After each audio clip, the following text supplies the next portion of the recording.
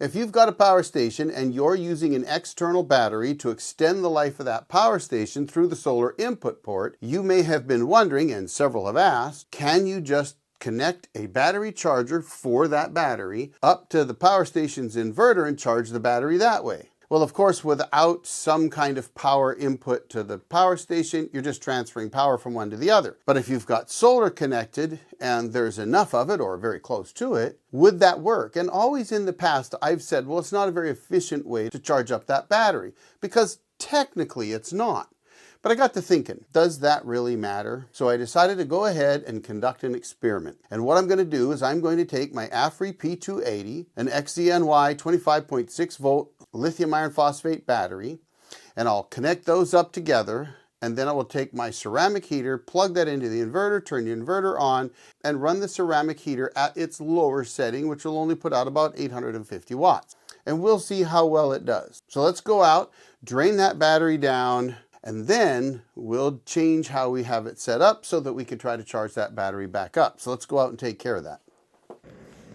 All right, we're pulling 505 watts, putting out 846. We've got our 2560 watt hour, 24 volt lithium iron phosphate battery running through a terminal fuse up to a 30 amp breaker and then wired down to the solar input on the Aferiy P280. The output of my heater is 845 watts, so it puts out a lot of heat. And we're only drawing 500 watts. I could actually draw 1,000 watts if, in fact, I had two XT90s to ring terminals and another breaker to install. I could run two connections to the Aferiy off of my 24 volt battery, but at the moment we're just going to run the one and we're going to drain things down a little bit. Now at 500 watts, it would take about 5 hours to drain that battery. So we're not going to drain it completely, but we'll definitely drain it down some so that we can demonstrate charging it back up with some solar. Now I've got 1600 watts of solar there, so we will plug in, we'll probably over panel it with 800 watts on one port. Well folks, we are at, let's see here, 88%.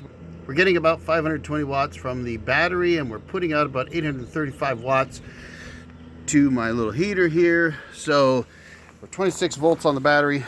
My battery voltage charts tell me that this battery is actually between 30 and 50%. Now I've seen a number of different charts, but a 25.6 volt battery fully charged is like 27.7 or 28 volts. So at 26 we may actually be down to around 40%, and I think that that's low enough to see how well it charges back up and just to see where we're at here. Okay, and we're still seeing 26 volts here. All right folks, we've got that battery drained down to about 30% state of charge, maybe a little more. I'm just using the battery voltage to check that and charts online because that battery doesn't have Bluetooth, so I can't see what it reports, but that's okay. We've got it drained down enough that it's probably good enough to simulate charging it back up using the inverter on the power station and some solar panels. So next what I'm going to do is I'm going to hook up a couple of my 400 watt solar panels in parallel and plug them into one of those ports. Now that will at least tell me how well that port handles a bit of over paneling. And then if it does that well, I might try to plug in another solar panel on the other port to try to get as much power as I can. Once we've got all that power coming into that power station, then I'll go ahead and I'll plug in my BatteryEvo 1000 watt charger, connect it up to the battery, and see about getting that battery charged back up, running off the inverter on the power station with solar coming in. Well, how well is it going to work? Let's go find out. 880, 893, so we're getting 896, so we're getting pretty good power off of that. We were at 85%, 86%, so it's gone up from 82 to 86. All right, folks, I don't know if you can see this, but the Aferiy is up to 96%. So we're going to go ahead and turn on the charger. We're still drawing 502 watts, so no problem there. Let's go ahead and turn this guy on and see what happens. Let's see it kick on. We're at 900 watts. Let's see if I can make it so you can see this. Yeah, they were at 874. So we'll test the voltage. All right, we've got 26.9 volts. So it's cranking the voltage up. I'm charging the battery. Interestingly enough, on the panels, we're still only drawing 500 watts. That's interesting. So it could be because it's at 95%. We need to put about 2,000 watt hours, so it's going to take a little while. All right, folks, it's 86 degrees out, but I just looked here and we're putting out 840 watts and we're drawing in about 850 watts. Yeah, you probably can't see this. So sorry about the light. Let me see if I can zoom in a little bit here. There you go. You can kind of see it. Sorry about the light. The light's really bad. Let's check the voltage on the battery.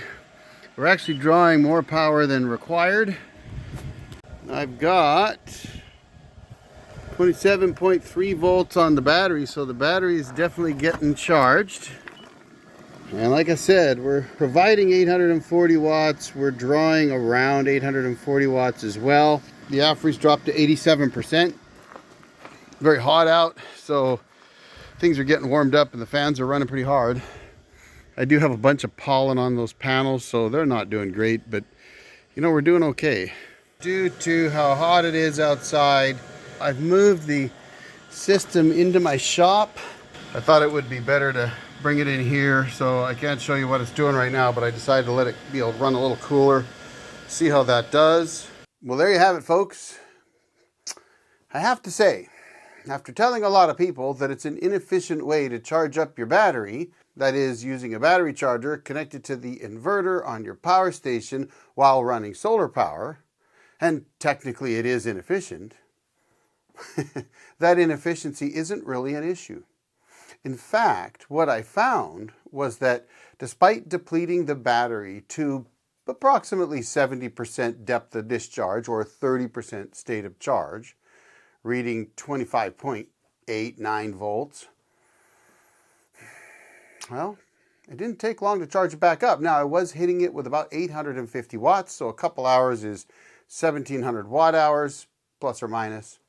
So we definitely depleted it quite a ways. Was it really at 30 or 40%? Yeah, about that, I would say. Now, obviously, if it was 100% depleted, it would have taken a little bit longer to get it charged back up, maybe another half an hour to an hour. But because it's just after 2 in the afternoon, I've still got 2 good solid hours of sun, plus more hours of not peak after that. So it worked really well. I didn't see the power station drop below about 87%. And as soon as the battery was fully charged, the charger kicked off and gee whiz, the power station charged back up. So it absolutely works. Seems like a good option to me, actually. So despite all of my naysaying in the past, I was wrong. The inefficiency be damned. This actually worked. So thank you to everyone who asked that question and perhaps suggested it. I appreciate it because it gives me something to go out and test and figure out myself. And now that I know, it's kind of nice to know that. So thank you for that.